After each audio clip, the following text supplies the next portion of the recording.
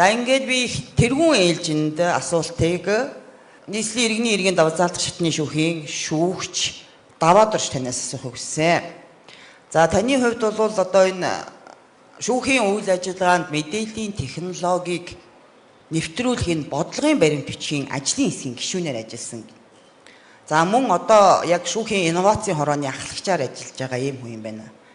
Тэгэхээр би одоо танаас эхний ээлжинд одоо бидний өдөөс өмнө ярилцлаа шүү дээ. Шүүхийн захимжилт гэдэг чинь ерөөсөө хоёр юм одоо үйл ажиллагааны хувьд хуваагдж байгаамаа.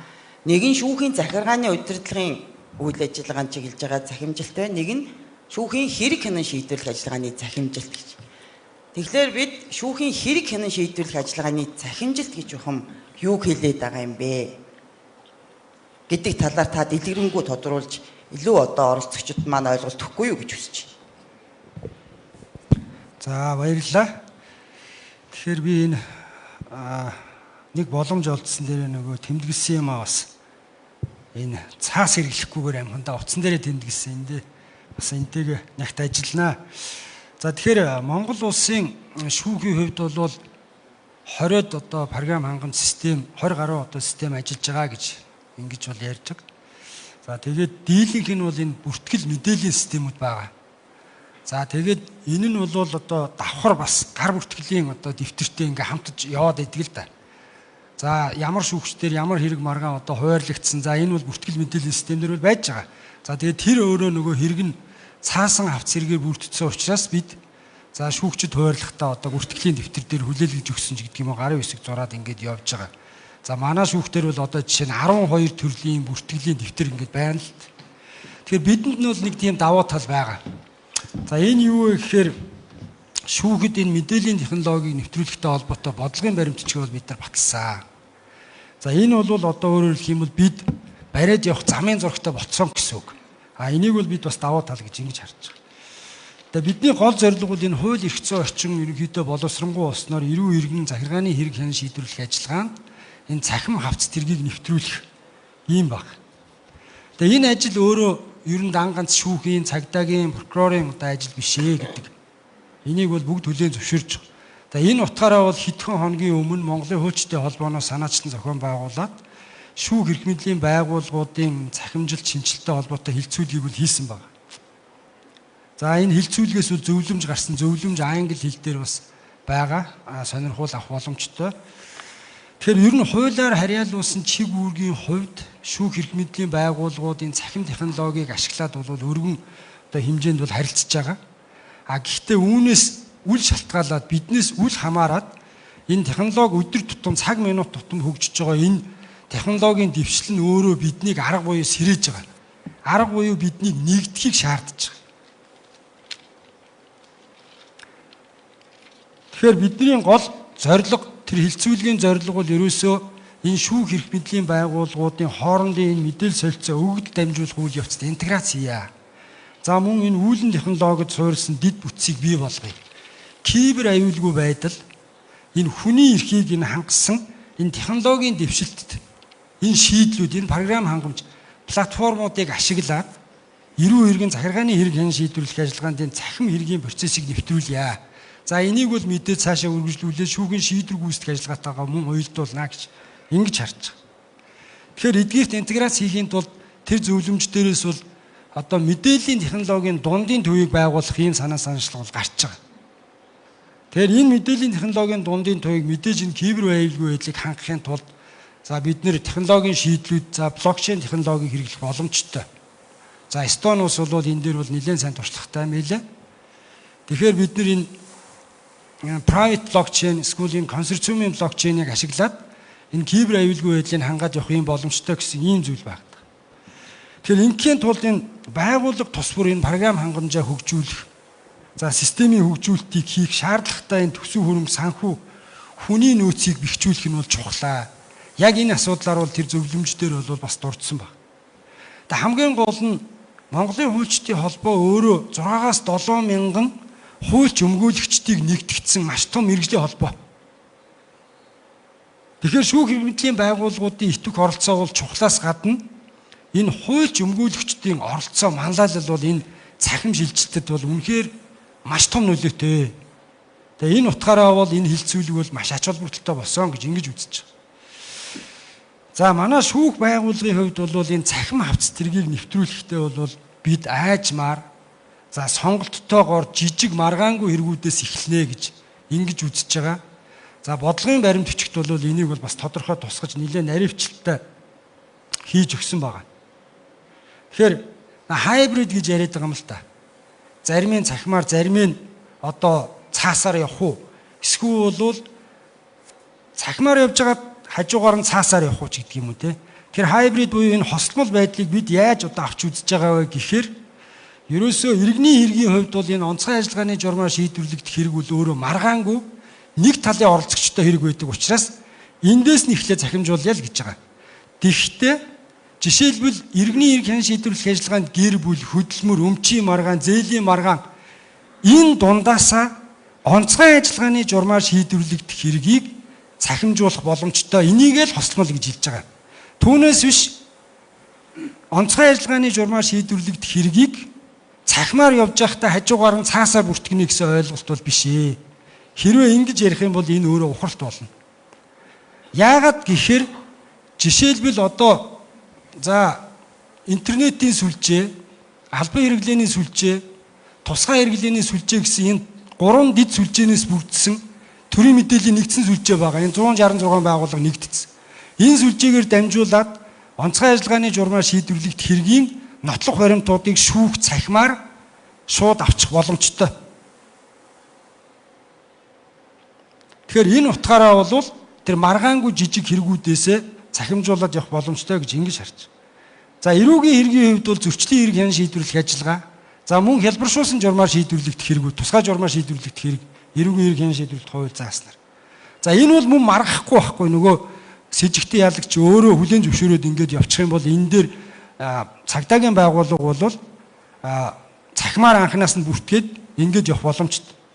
За захиргааны хэрэг хяналт шийдвэрлэх ажиллагааны хувьд бол мөн зөрчлийн хэрэг, за мөн одоо улсын бүртгэлийн маргаантай холбоотой хэрэгүүд ч юм уу. Ер нь энэ цахимжих энэ одоо үйл явцад төр засгаас онцгой анхаарад хамгийн их манлал үзүүлж явж байгаа байгууллага нь улсын бүртгэлийн байгууллага бол маш сайн цахимжт хэрэгжүүлж явж байгаа.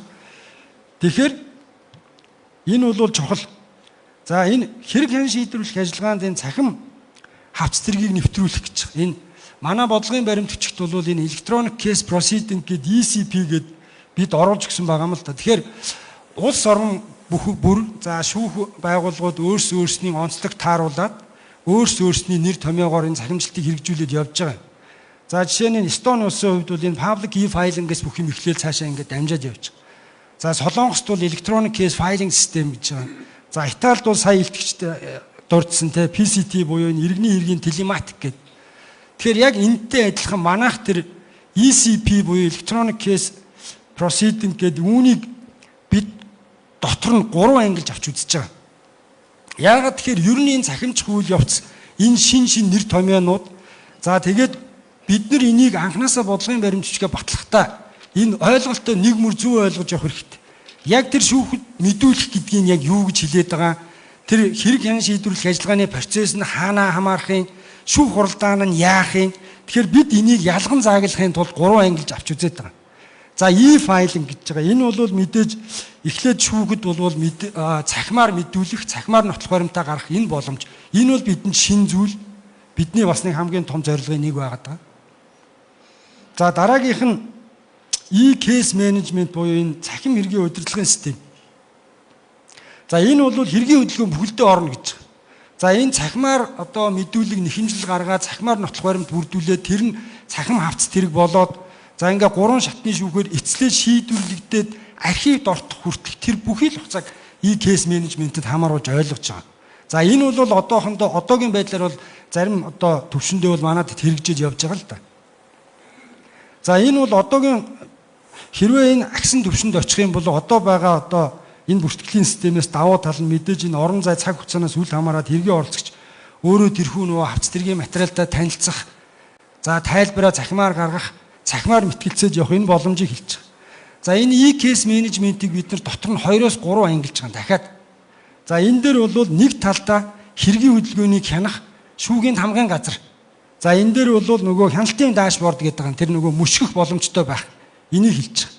За нөгөө талд нь шүүгч өөрөө хэргийн менежменттэй удирдаад тухайн хавцад хэрэг дээрээ тэмдэглэгээ хийгээд ингээд явах тэр боломж.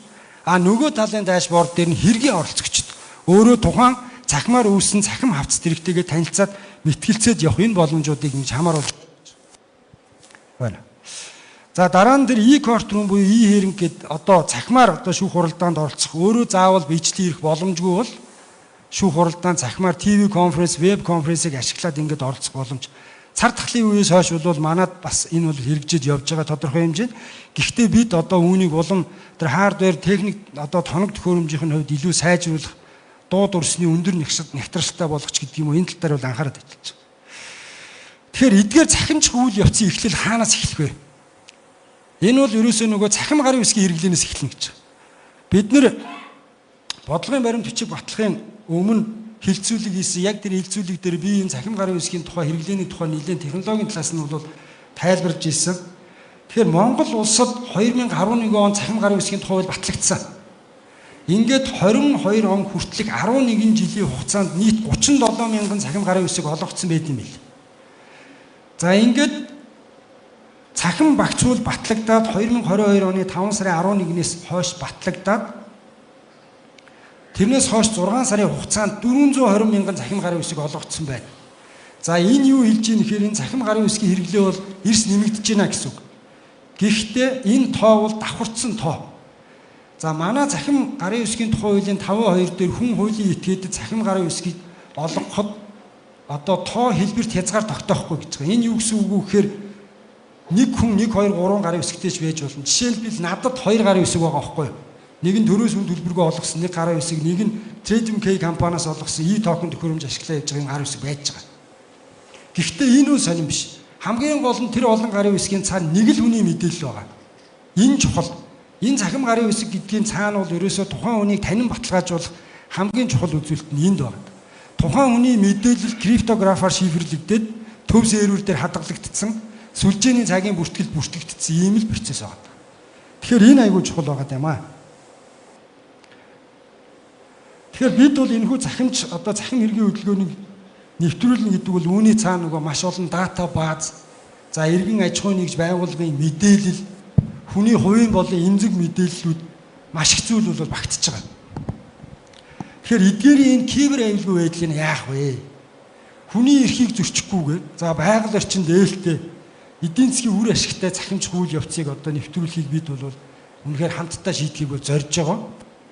Өөрөөр хэлэх юм бол одоогийн байгаа энэ 22 систем гэж яриад байгаа энэ системээ бид нэр хөгжүүлээд энэ дээр тулгуурлаад явах юм уу?